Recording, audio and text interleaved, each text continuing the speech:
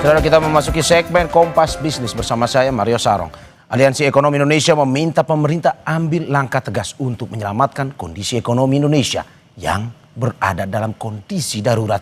Ada 7 desakan yang disuarakan, mulai dari pembenahan salah alokasi anggaran hingga menyehatkan tata kelola penyelenggaraan negara.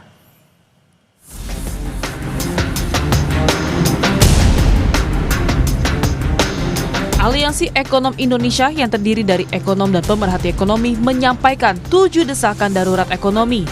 Desakan ini adalah akumulasi dampak dari kebijakan ekonomi pemerintah yang membuat rakyat makin timpang. Salah satu perwakilan ekonom Indonesia, Vivi Alatas, bilang kondisi ini terjadi karena banyaknya konflik kepentingan dan tata kelola yang tidak tepat. Dapat menyimpulkan 2 benang merah dari permasalahan perekonomian ini. Pertama, misalokasi sumber daya yang masif, serta kedua, rapuhnya institusi penyelenggara negara karena konflik kepentingan dan tata kelola yang tidak amanah. Menimbang masalah tersebut dan riuhnya persaingan tidak sehat antar elit politik dalam proses bernegara, kami menekankan darurat perbaikan yang nyata atas kesejahteraan masyarakat. Dalam kapasitas sebagai ekonom profesional dan akademisi di bidang ekonomi yang mengemban amanah untuk menyuarakan kesulitan perekonomian yang dirasakan rakyat, dan dengan bela rasa pada kehidupan masyarakat, kami menyampaikan beberapa desakan penting dan genting untuk dapat ditindaklanjuti secara serius oleh berbagai perangkat negara.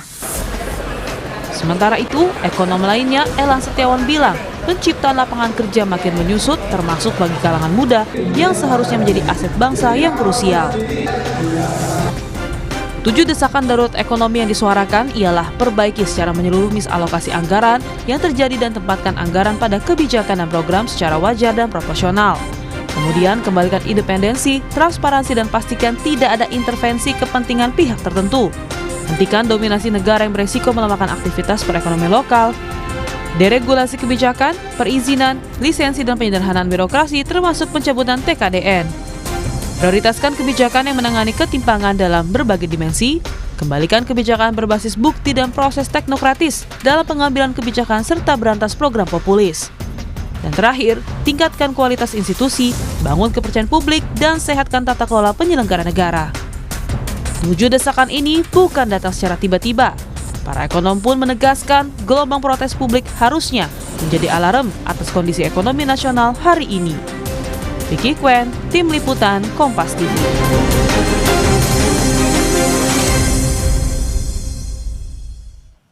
Tujuh desakan darurat ekonomi mulai dari salah alokasi anggaran hingga hapus berbagai kebijakan populis yang mengganggu kestabilan dan prudensi fiskal. Lalu apa solusinya yang seharusnya dilakukan pemerintah? Kita tanyakan langsung pada Direktur Eksekutif Center of Strategic and International Studies, Yose Rizal Damuri. Pak Yose, selamat pagi.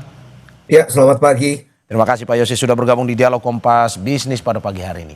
Pak Yose, tadi kita sudah melihat 7 tuntutan ekonomi. Apa sebenarnya kalau dari ringkasan Anda, poin pentingnya dari desakan ini? 7 tuntutan ini merangkum kondisi ekonomi Indonesia yang mana dan kegelisahan kelas yang mana sebenarnya? Ya, ini sebenarnya seperti yang tadi dikatakan oleh Bu Vivi ya di dalam cuplikan tadi, kita melihat para ekonom ini melihat bahwa ada 2 hal penting, adanya misalokasi dari sumber daya. Sumber daya ini artinya bukan saja anggaran ya, tetapi juga resources ekonomi, sumber daya ekonomi yang lainnya yang salah dialokasikan karena memang kebijakannya tidak terlalu mendukung ke arah yang alokasi yang tepat. Kemudian juga ada ini semua juga kembali kepada tata kelola dari perekonomian itu sendiri. Untuk ke pertanyaannya, ini sebenarnya kegelisahan kelas yang mana? Ini sebenarnya kegelisahan seluruh kelas karena kita melihat bahwa pertumbuhan ekonomi itu menurun kualitasnya. Seluruh kelas ini kelas bawah, menengah dan juga atas sekalian ya? Ya, semuanya. Oke. Semua tentunya, karena kita melihat bahwa adanya penurunan kualitas yang cukup tajam di dalam kondisi perekonomian saat ini. Ada 6 poin yang kami sebutkan sebagai latar belakang untuk menjelaskan bagaimana kondisi perekonomian tersebut.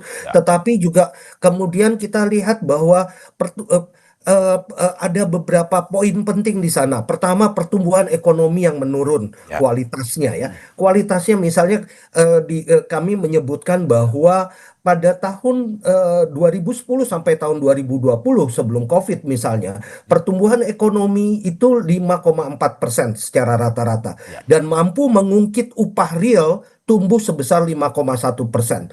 Sementara sekarang ini, saat ini, pertumbuhan ekonomi yang tetap 5% itu hanya meningkatkan upah real sebesar 1,2%. Oke. Jadi kualitasnya sudah menurun. Belum lagi masalah ketersediaan lapangan kerja yang sangat dirasakan terutama oleh para pencari kerja muda. Ya, anak muda Orang-orang ya. yang sudah mempunyai kemampuan cukup tinggi tetapi tidak bisa terserap oleh lapangan pekerjaan, oleh perekonomian itu sendiri untuk mendapatkan pekerjaan yang layak. Nah, hal ini tentunya berpengaruh kepada semua pihak di dalam perekonomian. Mungkin kita menganggap bahwa kelas atas terisolasi, terinsulasi, tetapi tidak, karena mereka juga menjadi driver untuk berbagai aktivitas-aktivitas perekonomian yang lainnya yang akan juga ditentukan atau dipengaruhi oleh kelas-kelas yang lainnya. Dan ini semua tentunya akan berpengaruh dan kita juga melihat bahwa ini tidak hanya masalah ekonomi tetapi juga ada masalah sosial di sana di mana permasalahan ekonomi ini kalau tidak ditangani dengan baik akan menjadi permasalahan sosial yang semakin lama Ya. semakin memberatkan. Oke. Pak Yos, ini menarik bahwa semua poin yang disampaikan 7 ini mencakup seluruh yang tadi Anda bilang, kelas, permasalahan kegelisahan seluruh kelas. Tetapi ada kata misalokasi atau salah anggaran. Maksudnya bagaimana kalau dari analisis Anda? Dan anggaran yang mana sebenarnya?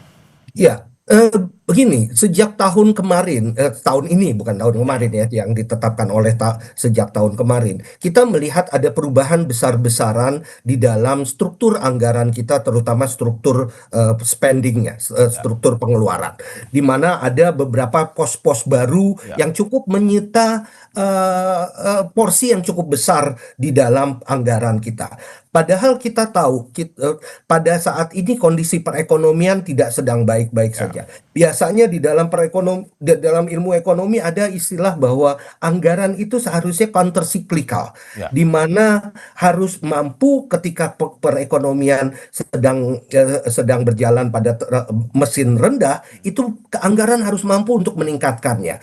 Nah, sekarang dengan pengeluaran-pengeluaran baru yang belum ada infrastrukturnya, ya tentunya ya, belum ada juga mekanisme yang jelas, Ya. belum kemungkinan juga kita nggak tahu apakah itu memberikan manfaat yang baik atau tidak kepada perekonomian. Risiko untuk melakukan pengeluaran-pengeluaran baru yang belum kita punyai infrastruktur dan mekanismenya ini menjadi tinggi.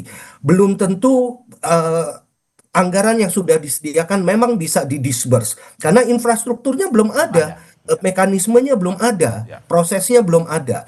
Kemudian kalaupun juga bisa didisburse, bagaimana manfaatnya? Bagaimana multiplier efeknya terhadap perekonomian? Ini semua belum ada dan belum kita bermain-main dengan risiko yang cukup tinggi dengan adanya alokasi anggaran yang baru tadi.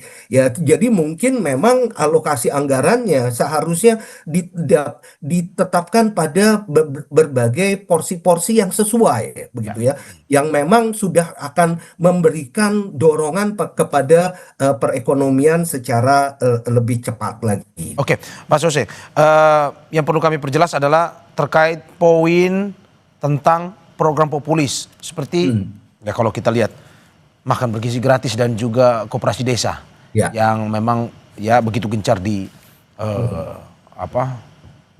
pada pemerintahan kali ini.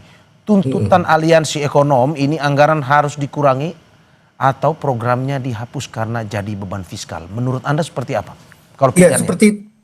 seperti tadi saya katakan bahwa ini kan adalah alokasi-alokasi anggaran yang baru ya, pos-pos anggaran yang baru, yang belum ada sebenarnya infrastrukturnya. Apakah infrastrukturnya kemudian bisa dibangun di dalam waktu yang cepat?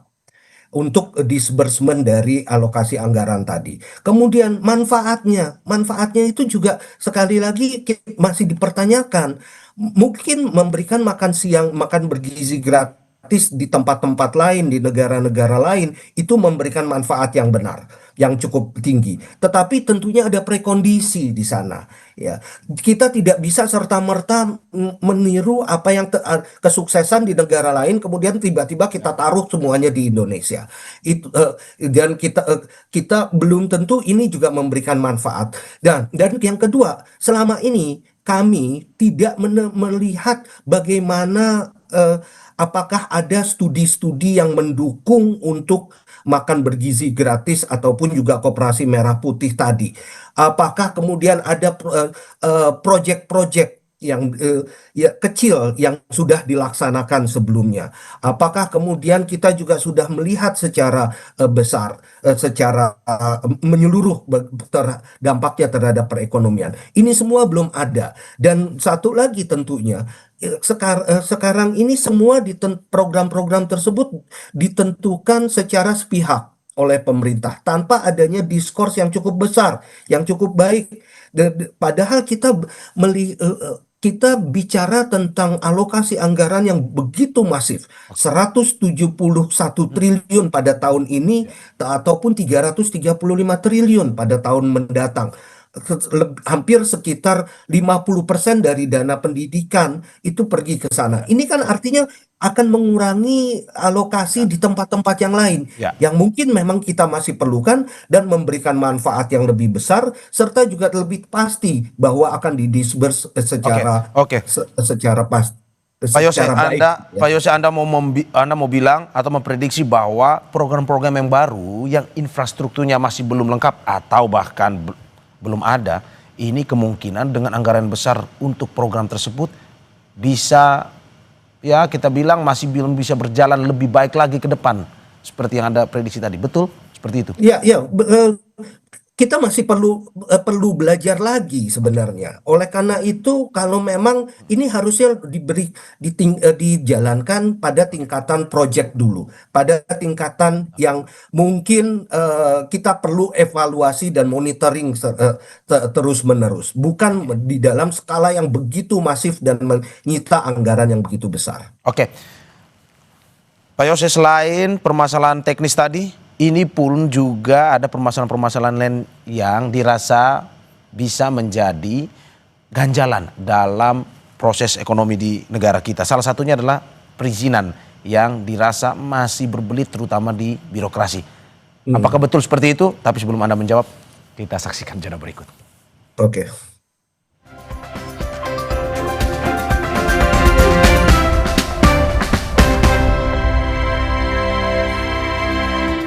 Terima kasih masih di Kompas Bisnis bersama saya Mario Sarong dan juga narasumber saya Yose Rizal Damuri, Direktur Eksekutif Center of Strategic and International Studies. Pak Yose, saya lanjutkan tadi terkait dengan soal perizinan. Di poin deregulasi kebijakan, perizinan, lisensi, dan penyederhanaan birokrasi. Untuk mencabut kebijakan perdagangan diskriminatif dan distortif seperti TKDN dan kuota impor ini. Bukankah sebenarnya TKDN ini masih perlu untuk menghadang impor Cina, lalu deregulasikan sudah jalan sampai saat ini dan Undang-Undang Cipta Kerja justru mengusiknya. Ini apa penjelasan atau analisis Anda soal ini? Ya, berbagai kebijakan-kebijakan yang ada ini sekarang sebenarnya sudah bukan satu hal yang yang baru ya. Ini sudah berlangsung sejak lama dan sudah banyak studi, termasuk studi dari kami sendiri di di CSIS yang memperlihatkan semuanya ini berdampaknya negatif, berdampak terhadap produktivitas, dampak terhadap pertumbuhan ekonomi, terhadap pembangunan industri dan lain-lainnya. Seperti TKDN misalnya. TKDN mungkin cukup baik kalau memang kita sudah bisa lakukan, kita sudah punya kemampuan untuk mensuplai berbagai kandungan itu dan memproduksi berbagai part dan komponen di dalam negeri. Tapi kalau nggak ada, akhirnya industri hilirnya akan terkena. Dan ini sudah terlihat sekali selama beberapa tahun belakangan. Bagaimana industri hilir kita sekarang ini sudah tidak lagi mampu bersaing karena keterbatasan bahan baku salah satunya. Begitu juga dengan kuota import. Kuota import itu sekali lagi ini juga memperlihatkan bagaimana kita tidak lagi mampu mendapatkan berbagai bahan baku, part dan komponen yang mungkin kita perlukan untuk proses produksi selanjutnya. Import itu kan bukan cuma bahan konsumsi. Bukan cuma barang konsumsi, tapi yang lebih penting 75% dari import Indonesia itu adalah bahan baku yang kita perlukan untuk proses produksi lainnya. Kalau proses ini bahan bakunya mahal karena adanya kuota dan lain-lainnya, tentunya competitiveness dari industri kita pun juga tidak akan menjadi lebih baik. Nah, tadi ada pertanyaan, ini kan kita perlukan untuk mencegah import misalnya dari Cina. Nah, kita ada kesalahan berpikir sebenarnya. Sering sekali kita salah berpikir. Kalau untuk menyetop import ataupun juga mengurangi import tadi, kita memerlukan aturan-aturan baru.